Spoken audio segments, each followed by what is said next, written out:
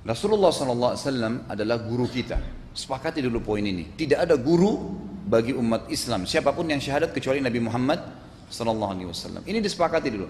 Semua dai dan ulama adalah pewaris beliau. Artinya harus mewariskan ilmu yang beliau ajarkan.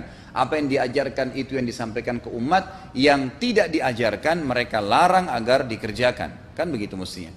Ini kaidahnya dulu. Masalah kasus ada orang imam pimpin doa setelah sholat, jangan dibahas doanya. Doa adalah ibadah. Tapi begini, sebelum anda kerjakan satu ibadah, tanya, saya mau ziarah kubur. Jangan ziarah kubur sebelum anda tanya bagaimana Rasulullah SAW ziarah kubur, agar jangan anda buat-buat ziarah kubur itu.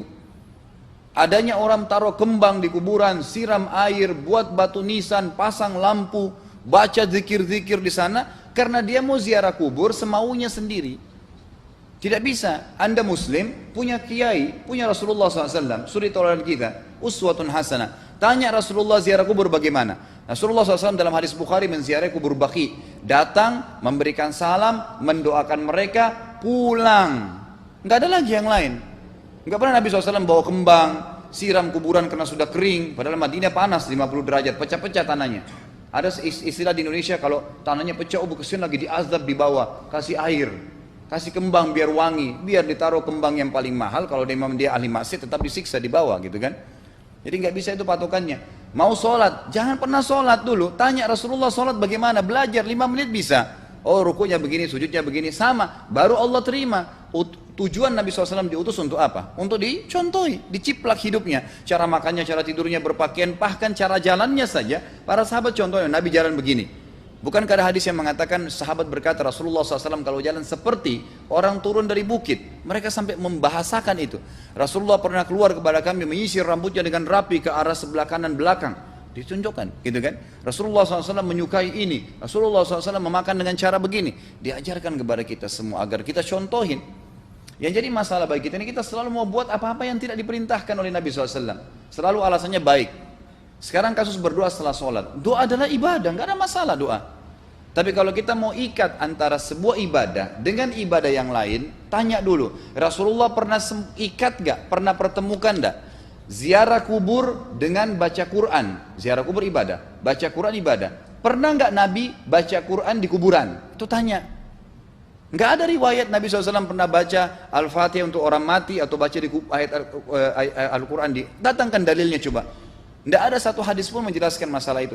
Lalu kenapa anda buat? Oh karena saya mau buat ibadah. Baik, ibadah yang Nabi ajarin. Salam, doain, selesai. Jangan lebih daripada itu. Masa anda lebih pintar dari Nabi Muhammad SAW? Habis sholat, memang paket yang Nabi tawarkan, yang beliau selalu kerjakan adalah zikir. Setelah sholat, dengan zikir sholat yang sudah masyhur, istighfar, kemudian baca Allahumma antas salam, sampai membaca ayat kursi, al-ikhlas, al-falaq, an-nas, baca subhanallah, alhamdulillah, Allah akbar 33 kali, sampai terakhir baca, digenapkan la ilaha illallah wahdahu la syarika lah. Selesai itu semua hadis Nabi SAW menjelaskan setelah sholat, Rasulullah SAW langsung berdiri. Memang beliau tidak pernah berdoa habis sholat 5 waktu itu. Memang begitu. Bukan doanya yang jadi masalah, bukan. Karena Rasulullah tidak kerjakan, jadi kita tidak kerjakan. Saya tekankan dalam pengajian saya, kalau anda punya hajat berdoa, berdoalah setelah sholat ba'diyah. Insya Allah aman. Karena sudah lepas dari paket yang Nabi tentukan. Selama Rasulullah SAW sudah mencontohkan dan memerintahkan sebuah perbuatan, ditentukan tempatnya, jumlahnya, waktunya, jangan pernah dilanggar. Habis sholat bacalah subhanallah 33, alhamdulillah 33, Allah akbar 33. Jangan anda bilang saya bisa baca 100. Loh Rasulullah suruh 33 kok. Ditentukan, jangan lebih pintar. Nanti setelah sholat, jangan ikutkan dengan paket rangkaian sholat ini. Di luar waktu sholat anda membaca 100 silahkan. Karena nggak ada penekanan di situ. Kalau ada penekanan waktu, tempat, dan jumlah, jangan dibantah. Anda pengikut Rasulullah atau bukan gitu kan? Harus jadi jelas. Yang membuat umat ini di Indonesia juga jadi masalah sekarang, karena mau buat sendiri. Semaunya sendiri. Kenapa akhi, kenapa Pak Kiai, kenapa Habib, kenapa Ustadz, kenapa buat ini? Bukankah Rasulullah tidak mencontohkan? Oh enggak apa-apa, ini kan baik. Loh, kalau semua orang berkata seperti anda, apa yang tertinggal dari agama kita? Kira-kira apa lagi yang tertinggal? Enggak ada kemurnian agama, karena semua orang mau buat semaunya. Gitu kan? Semaunya sendiri. Pindah rumah, baca berzanji. Apa itu berarti sejarah Nabi? Kenapa baca berzanji saudaraku? Rasulullah waktu pindah rumah pernah baca-baca gitu enggak? Enggak pernah. Kenapa dibuat? Anda muslim bukan? Muslim. Ya saya harus ikuti. Kalau tidak akan terus ini Mengakar nih, Anda buat satu bid'ah sekarang, bid'ah itu lawannya sunnah. Anak Anda akan buat 10 bid'ah, cucunya akan buat 100 bid'ah, akan banyak bid'ah merakar di masyarakat, dan agama akan ditinggalkan. Kemurnian sunnah akan hilang, gitu kan? Dan ini bahaya. Ingat, Nabi SAW mengatakan kepada kita dengan hadis yang sangat jelas. Hadis sahih riwayat Imam Ahmad bunyinya begini, semoga Allah merahmati umatku yang menukil dariku seperti apa yang aku ajarkan atau sebutkan. Sampai ulama hadis mengatakan Nabi ucapin habis sholat astagfirullah, maka sahabat tidak ada berani yang menambah azim. Enggak ada sahabat yang bilang astagfirullah azim habis sholat, enggak ada. Astagfirullah saja karena Nabi ucapin itu. Mereka mengakui tidak lebih pintar daripada Nabi SAW. Kenapa kita harus tambah astagfirullahaladzim, wali walidayya, wali muslimin, panjang. Dari mana ini semua? Ditambah-tambah, diembel-embelin, kenapa? Akhirnya keluar dari ajaran Nabi Muhammad SAW. Ini masalah gitu kan? Kenapa harus dilakukan? Peringatan maulid Nabi sudah sering saya ingatkan. Anda tanya semua yang buat maulid, kapan maulid itu sejarahnya ada? Semua buku sejarah menjelaskan tahun 230 Hijriah. Nabi meninggal tahun berapa? 11 Hijriah. Gitu kan? 11 Hijriah. Lalu kenapa harus ada dilakukan? Dan dari mana sejarahnya? Yang membuat pertama adalah orang-orang Syiah. Sejarahnya jelas dari Fatimiyah. Semua buku sejarah sepakat mengatakan bahwasanya maulid munculnya di zaman Fatimiyah. Dinasti Fatimiyah, orang-orang Syiah di Mesir, gitu kan? Dan mereka punya 6 macam maulid yang sampai hari ini masih dikerjakan di Iran. Ada maulid Nabi SAW, Hasan, Husain, Ali, Fatimah, dan raja mereka. Sampai hari ini masih ada. Kenapa orang-orang waktu baca maulid, baca salawat sambil berdiri pegang tangannya taruh di dada? Karena keyakinan orang Syiah, ruhnya Nabi SAW sedang lewat. Anda tahu nggak itu? Banyak orang kita buat tidak tahu. Yang penting bahasa Arab ikut saja, gitu kan? Tidak bisa. Nabi SAW tidak pernah rayakan. Pernah ada yang bilang sama saya, Ustaz, kan Nabi SAW pernah bilang, waktu ditanya tentang puasa Senin, beliau mengatakan hari itulah aku dilahirkan. Terus kenapa? Berarti boleh merayakan ulang tahun hari Senin, gitu kan? Tidak. Nabi SAW cuma menginformasikan bahwasanya beliau lahir di hari Senin. Dan beliau tidak pernah ngumpulin sahabat untuk baca bersama-sama, merayakan hari raya. Beliau tidak pernah. Kalau itu benar, Nabi nggak bakal tinggalkan kok. Ibnu Katsir rahimahullah, garis bawahi poin ini. Ibnu Katsir rahimahullah, dalam tafsir beliau, tafsir Quran Azim, dan subhanallah Ibnu Katsir ini, kata ulama, hampir semua kalangan golongan itu banyak memakai banyak memakai buku beliau, walaupun berbeda dari sisi pemahaman yang lain, tapi tafsirnya kebanyakan kembali ke tafsir beliau.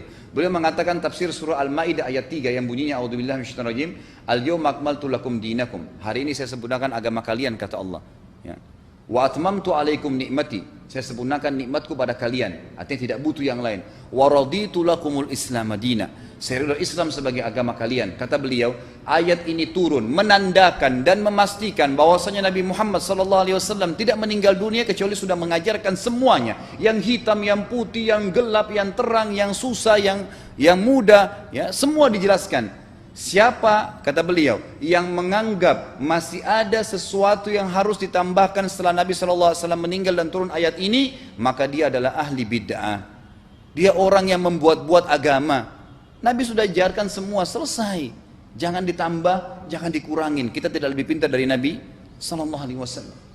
Nabi nggak pernah rayakan hari lahirnya, jangan dirayain, selesai. Emang kenapa kalau kita nggak rayain? Kenapa? Tangan kita terputus? Enggak. Masih banyak ibadah yang disunnahkan gitu. Sama dengan kasus Isra dan Mi'raj. Kejadian besar dalam Islam. Tapi Anda boleh kembali kepada semua buku sirah. Saya tantang semua buku sirah Anda kembali. Insya Allah yang berpegang pada Al-Quran dan Sunnah, memang ada dasar wahyunya, maka semua akan menjelaskan. Nabi SAW setelah pulang dari Isra dan Mi'raj tidak pernah mengumpulkan sahabat-sahabat untuk merayakannya setiap tahun. Tidak pernah. Boleh dipelajari iya, setiap hari. Tapi ditentukan tanggalnya lalu dibuat acara. Tidak pernah Nabi SAW buat itu. Lalu kenapa Anda buat?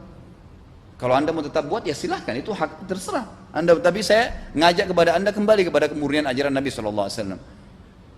Kita tidak akan pernah kembali, kata Syekh Utsaimin rahimahullah, umat Islam ini akan kembali kepada kejayaan mereka kalau mereka betul-betul kembali kepada ajaran Rasul mereka Muhammad SAW. Murnikan ajaran Nabi, yang jalankan seperti yang beliau ajarkan, selesai, akan aman. Pasti akan kembali kejayaannya. Kita nggak bisa saling menghardik, saling menyalahkan yayasan ini, organisasi ini, kelompok ini, karena masing-masing mau beristidlal sendiri, mau menjalankan sendiri hukum-hukum agama ini, bukan mengikuti sunnah Nabi SAW. Jemaah haji kita, jemaah umrah, datang ke Mekah, tur dalam kota Mekah, naik ke gunung untuk lihat Gua Hira. Kenapa naik ke Gua Hira? Oh, Rasulullah pernah di sini. Baik, saya jelaskan. Nabi Muhammad SAW ke Gua Hira sebelum turunnya wahyu. Dan beliau terakhir sekali di Gua Hira pada saat menerima Iqra bismi rabbikal ladzi khalaq. Itu saja. Setelah kejadian itu, beliau turun dari Gua Hira. Dari waktu itu sampai meninggal, Nabi SAW tidak pernah ke Gua Hira lagi dan tidak pernah suruh sahabatnya ke Gua Hira. Kenapa anda ke Gua Hira? Sampai naik 3 jam ada yang jatuh mati. Karena jahil, tidak tahu pemahaman agamanya. Nggak bisa begitu. Cukup dikenang iya. Kecuali Nabi SAW suruh, datangilah Gua Hira. Ya silahkan. Gitu kan? Kalau enggak, kan begitu. Masalah Isra Mi'raj saudaraku kejadian besar. Ambil ibrahnya, yang penting ilmunya. Oh, salat 5 waktu, kejadiannya pernah gini. Ada kebesaran Allah, ambil pelajarannya iya. Yang Nabi tidak contohin maka jangan dikerjakan. Hanya itu saja. Zikir bersama, di sini ditanyakan juga zikir bersama. Nabi SAW disebutkan dalam hadis Bukhari, kalau berzikir habis sholat, beliau membaca zikir tertentu, sahabat baca zikir tertentu, sahabat baca zikir tertentu. Jadi Nabi SAW tidak pernah paksain. Enggak pernah Nabi misalnya baca ayat kursi, harus semua sahabatnya ikut ayat kursi, enggak. Nabi SAW baca ayat kursi, si fulan baca al-ikhlas, si fulan baca subhanallah, masing-masing. Dan ingat, Allah SWT mengatakan apa? Tentang masalah zikir dan doa ini. Ya. Dikatakan, ya, kita harus berdoa kepada Allah, ya, wadunal jahri minal qawli bil gudui wal asal, wala takum minal ghafilin. Berdoalah kalian, berzikirlah kalian dengan doa kalian, dunal jahr minal qaul, tidak dengan teriak-teriak. Allah berfirman dunal jahr, tidak teriak-teriak, ya. Dan janganlah kalian menjadi orang-orang yang lalai. Makanya pernah ada sahabat waktu Nabi SAW berkata begini dalam hadis Bukhari juga, waktu pulang dari salah satu perjalanan, kalau kalian sedang menukik kuda, unta lagi menukik, bertakbirlah, bilang Allahu Akbar. Kalau kalian sedang turun menuruni sebuah lembah, bertasbihlah, bilang subhanallah. Ada satu sahabat badui, orang dari padang pasir, semangat dia jalankan sunnah Nabi. Waktu kudanya lagi naik, Allahu Akbar, dengan suara keras dia teriak. Jalankan sunnah kan, tapi teriak ya. Apa yang terjadi? Nabi SAW panggil, ditepuk pundaknya, Nabi mengatakan, pelankan suaramu. Zat yang sedang kau panggil tidak tuli. Allahu Akbar, cukup. Ada apa? Kecuali di medan perang lain nakutin musuh. Gitu kan. Untuk apa takutin kuda sendiri? Nggak perlu, gitu kan. Jadi mengikuti sunnah Nabi dengan ilmu yang benar itu akan membawakan ketenangan hidup. Yang buat kacau kita ini jadi kacau karena mau membumbu-bumbui macam-macam ditambah-tambah.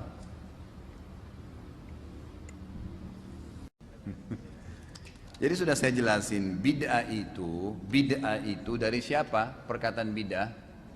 Hah? Dari Nabi Muhammad SAW. Bukan dari lidahnya dai-dai, bukan.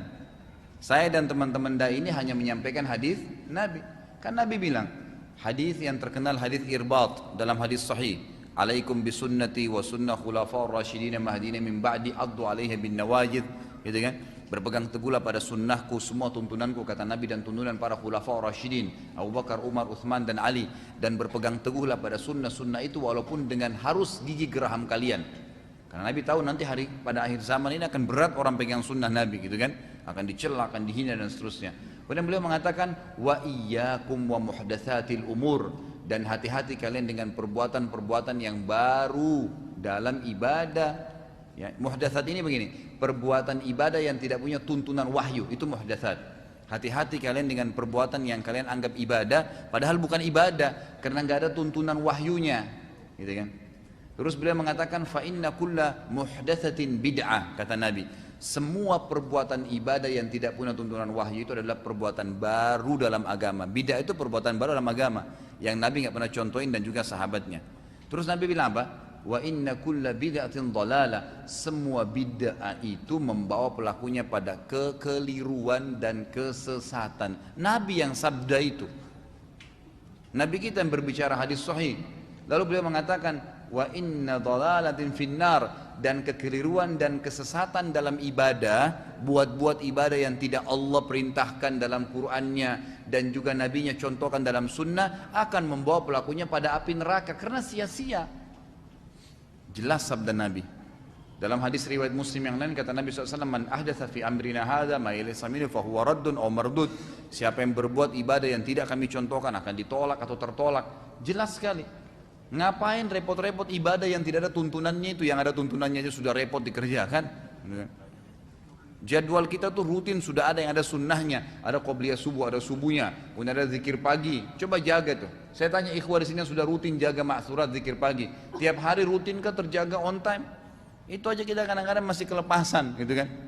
Zikir pagi, habis itu sholat duha. Sholat duha sudah nggak? 8 rakaat, udah dikerjain belum? Sudah rutin belum terjaga. Kemudian sebentar kita bekerja sudah duhur, ada qobliyah duhur, ada ba'diyah duhur, itu sudah rutin. Kemudian sebentar istirahat ada qobliyah asar, ada zikir sore. Sebentar istirahat ada qobliyah maghrib, ada ba'diyah maghrib. Sebentar istirahat ada qobliyah isya, ba'diyah isya. Sebentar istirahat ada tahajud. Ini baru yang rutin. Belum tilawah Al-Qur'annya, belum bersedekahnya, belum juga orang sakit, belum bakti dengan orang tua, belum silaturahim, belum banyak. Itu semua ada perintahnya, kenapa nggak dikerjain?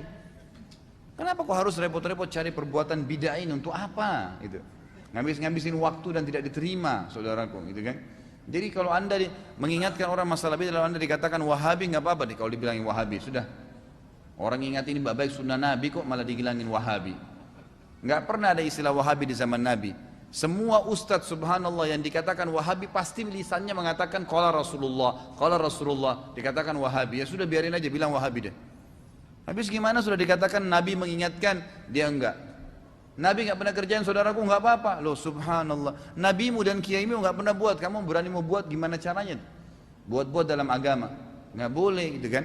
Ingatin saja, kalau masalah dia bilang anda ini selalu sedikit-sedikit bid'ah, ya sudah, yang penting kita sudah ingatin gitu kan, supaya jangan salah. Karena masalahnya yang dia buat memang bid'ah, jadi diingatin. Kalau dia buat sunnah, masa kita mau ribut-ribut? Enggak mungkin kan. Ingat, rivalnya sunnah bid'ah, lawannya itu. Artinya orang, kata para ulama, satu mengerjakan perbuatan bid'ah berarti dia mematikan satu sunnah. Kalau orang mengerjakan satu sunnah, dia sedang mematikan satu bid'ah. Udah nggak usah repotin diri dengan bid'ah nih, sunnah aja banyak belum dikerjain, jauhin aja gitu kan. Tugas kita menyampaikan, Allahu a'lam. Kedua ini yang bagusnya tentang bagaimana seandainya kalau ada teman-teman kita dari kaum muslimin masih mengajak kita berbuat syirik, berbuat bid'ah, baik itu minta-minta di kuburan gitu kan, atau berbuat perbuatan-perbuatan yang tidak pernah Nabi SAW contohkan walaupun dalam mata dia ibadah. Seperti contoh, banyak di antara kaum muslimin kalau ada orang meninggal buat tahlilan misalnya, atau ada orang yang mau pindah rumah baca berzanji gitu kan, atau apa saja. Sekarang saya sudah sering bahasakan dan saya lagi tulis tulisan, mudah-mudahan Allah mudahkan insya Allah terbit. Itu judulnya begini, Kiaiku dan Guruku Muhammad, bagaimana dengan kiai dan guru anda? Ini tujuannya, saya ingin menyentuh para kaum muslimin di negara kita, tidak usah jauh-jauh, di Indonesia saja, bahwasanya sadarlah guru kita, kiai kita hanya satu orang. Allah Tuhan kita satu, guru kita juga cuma satu. Saya dan teman-teman dai yang lain siapapun dia, dari ormas manapun dia, dari yayasan manapun dia, hanya penyambung lidahnya kiai kita Muhammad sallallahu alaihi wasallam. Bukan kita yang buat hukum baru. Apapun yang kiai kita Muhammad SAW ajarkan, yang benar-benar, yang salah-salah, selesai. Yang beliau contohin dikerjakan, yang beliau tidak contohin jangan dikerjakan. Kenapa? Karena kalau anda mau mengerjakan apa yang Nabi SAW tidak perintahkan, tidak contohkan, seakan-akan anda sedang berkata, wahai Muhammad SAW, anda tidak tahu, kayak saya lebih tahu. Seakan-akan bilang begitu kan. Nabi gak pernah buat maulid, gak apa-apa, itu kan baik. Loh, nabimu gak pernah buat gitu loh. Kiai kita nggak pernah buat, kok kamu buat? Oh ini cuman baik, nggak bisa. Kalau anda muslim yang benar, harus baik di mata kita apa yang Nabi kita dan kiai kita bilang baik. Apakah Nabi SAW bisa meninggal dunia atau akan meninggal dunia sementara beliau tidak kerjakan maulid? Enggak. Kalau memang itu baik, pasti dikerjakan. Pasti nggak mungkin. Nabi SAW ajarin kita cara makan dengan tangan kanan, kita diajarin cara bersuci dari kotoran kita gitu kan. Apalagi kalau masalah-masalah ibadah yang besar. Jadi orang yang mengerjakan apa yang kiai kita Muhammad SAW tidak kerjakan, kecuali kalau kiai dia orang lain. Seperti di Indonesia banyak kiai-kiai gitu kan. Mereka buat hukum sendiri, kiai ini ada hukum sendiri, ini kiai itu beda. Silakan ikuti kiai-kiai anda, tapi kalau saya tidak. Kiai saya adalah Muhammad SAW. Dan siapapun yang bersyahadat jemaah sekalian, mau dimanapun dia, Mau dia di benua Amerika, di benua Afrika, di Asia, di Australia, di mana saja, di kampung manapun terkecil di muka bumi ini, selama dia syahadat, harus gurunya cuma satu. Tuhannya satu, Muhammad SAW, gurunya juga Tuhannya Allah SWT, gurunya Muhammad SAW. Kita punya standarisasi hukum, nggak boleh nggak itu. Baik, kita titipkan coba pesan nasihat kepada teman-teman kita ini, semoga Allah SWT bisa menyentuh hati mereka.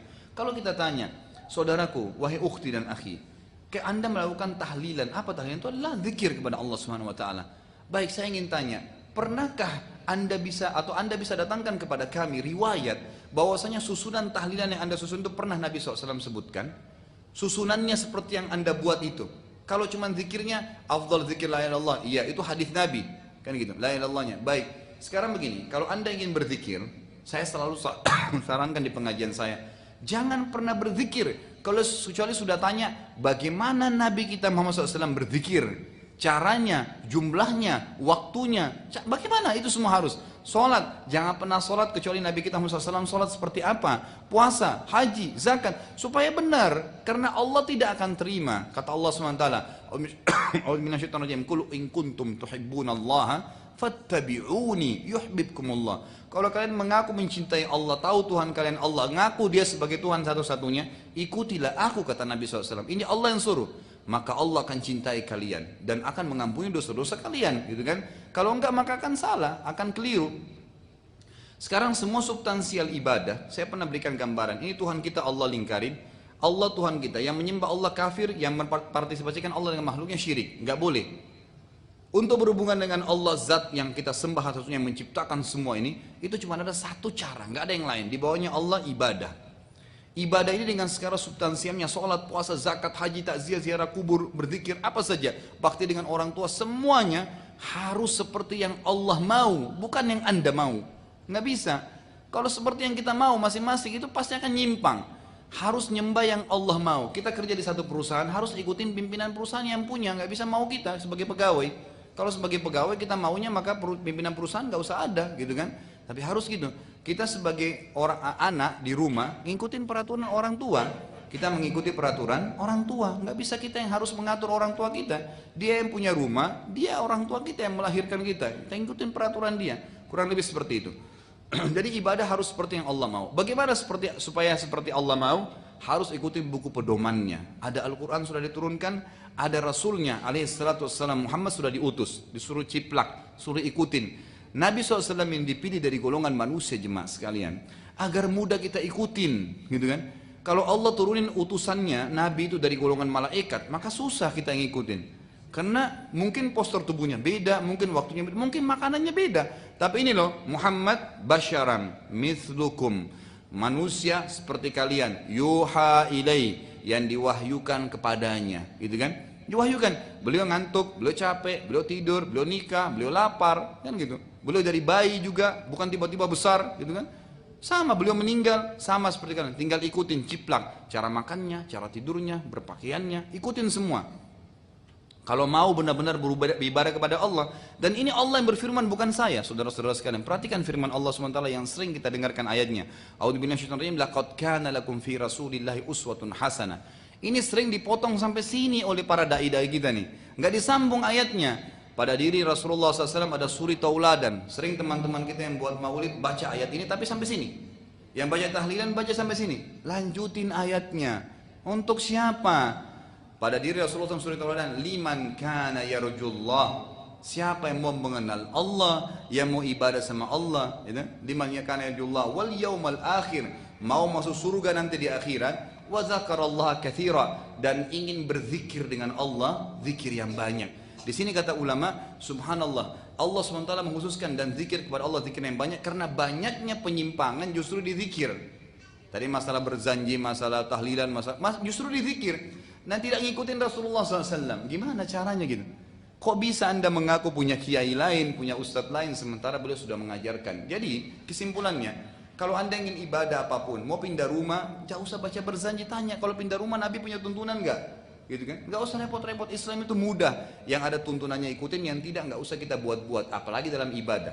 Siapa yang menghidupkan satu perbuatan bid'ah, dia telah mematikan satu perbuatan sunnah. Enggak akan pernah ketemu.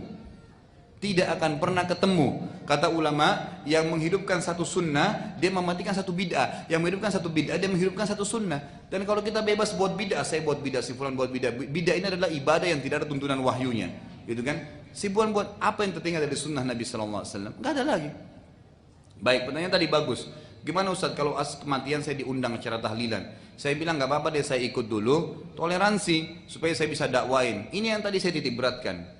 Mestinya Anda punya prinsip, ya. Jangan selalu menjadikan hidup kita ini penuh dengan PR. Oh nggak enak deh, terus cari alasan, akhirnya akhirnya bohong atau akhirnya terpaksa hadir, ya kan? Dan akhirnya ikut-ikutan. Nggak bisa, setan bisa bermain. Memang mohon maaf, setahu saya hadir di pengajian, saya dengarnya itu Nabi SAW tidak pernah contohkan, jadi saya tidak hadir. Nggak apa-apa. Jadi mulai dari waktu itu sampai tahun-tahun depan Anda tidak akan diundang, gitu kan? Nggak jadi PR. Sudah ditahu, oh itu ini Wahabila, ini begini, Salafi, ini begini. Ya udah terserah deh. Ini kalimat-kalimat masalah Wahabila, masalah Salafi, ini sama isunya Abu Jahal tadi.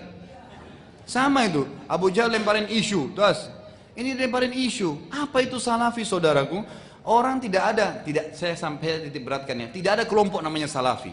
Tidak ada kelompok namanya Salafi. Itu bukan kelompok, cuman karena ustadz-ustadz kita ini kebanyakan menyampaikan berkata salaful ummah, salafus saleh. Ada kata-kata salafnya. Siapa salaf? Sahabat dan tabi'in, gitu kan? Lalu dianggap ini kelompok Salafi. Loh terus kalau saya kena menyampaikan Rasulullah bersabda, sahabat bilang begini, tabi'in begini, Anda Salafi? Saya mengatakan iya, nggak ada masalah. Tapi saya tidak pernah mengikrarkan, karena setiap kali kita mencap ada kelompok-kelompok ini, makin banyak kelompok dalam Islam. Nggak ada. Saya pengikut Muhammad sallallahu alaihi wasallam. Saya mau ada di Afrika, mau ada di Amerika, beliau guru saya dan saya ikuti ajarannya. Selesai, gitu kan? Maka kita akan lurus ikutin Allah Subhanahu wa taala. Ini yang jelas, ini yang benar gitu. Jadi jangan toleransi dengan masalah hal yang salah. Yang gitu langsung di-cut pada saat itu, maaf saya nggak bisa, gitu kan? Karena memang itu tidak pernah Nabi SAW contohin. Oh kamu begini kerasnya, ya sudah. Itu yang saya ketahui. Dan kalau dia tetap ngotot, seperti yang saya katakan kaidahnya, wa idza khatabahumul jahiluna qalu salama.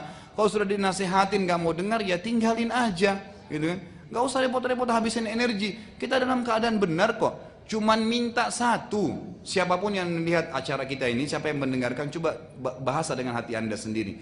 Apakah salah pada saat kita minta tuntunan dari Nabi SAW? Kita menjadikan beliau sebagai suri tauladan, kita nggak mau protes yang Nabi tidak kerjakan, tidak dikerjakan, gitu kan? Tidak bisa. Jadi selalu mereka mengatakan ini kan bagus, sama saja Anda mengatakan wahai Rasulullah masih ada yang Anda belum sampaikan. Subhanallah. Allah mengatakan dalam surah Al-Maidah al-yawma akmaltu lakum dinakum. Aku sudah sempurnakan agama kalian pada hari ini. Sudah sempurna, nggak butuh apa-apa. Sudah selengkap semuanya. Wa atmamtu alaikum nikmati, dan saya sempurnakan nikmatku pada kalian. Kata ulama tafsir adalah syariatku sudah sempurna, halal sudah jelas, haram sudah jelas. Wa raditu lakumul islam madina, aku sudah ridho Islam sebagai agama kalian. Kata para ulama tafsir, maksudnya nggak butuh ambil pelajaran agama lain, sudah ini aja kamu ikutin. Oh ini enggak, Nasrani bilang begini bagus, ikutin aja. Untuk apa? Oh buka Injil, untuk apa? Ada Al-Quran. Al-Qurannya sampai tua kita pelajari nggak bisa habis, gitu kan? Untuk apa buka Injil? Untuk apa buku Taurat? Untuk apa buka buku lain? Kutab dari langit turun. Allah mengatakan lalu kita mengatakan tidak. Subhanallah, gitu kan? Jadi akhirnya orang yang seperti ini akan terus dalam keadaan bingung. Jadi jangan buat PR buat hidup kita. Tetap ikuti Nabi SAW yang beliau contohkan, kerjakan, yang tidak katakan tidak. Karena Nabi SAW adalah Nabi kita dan kiai kita. Kurang lebih seperti itu. Baik, yang lain?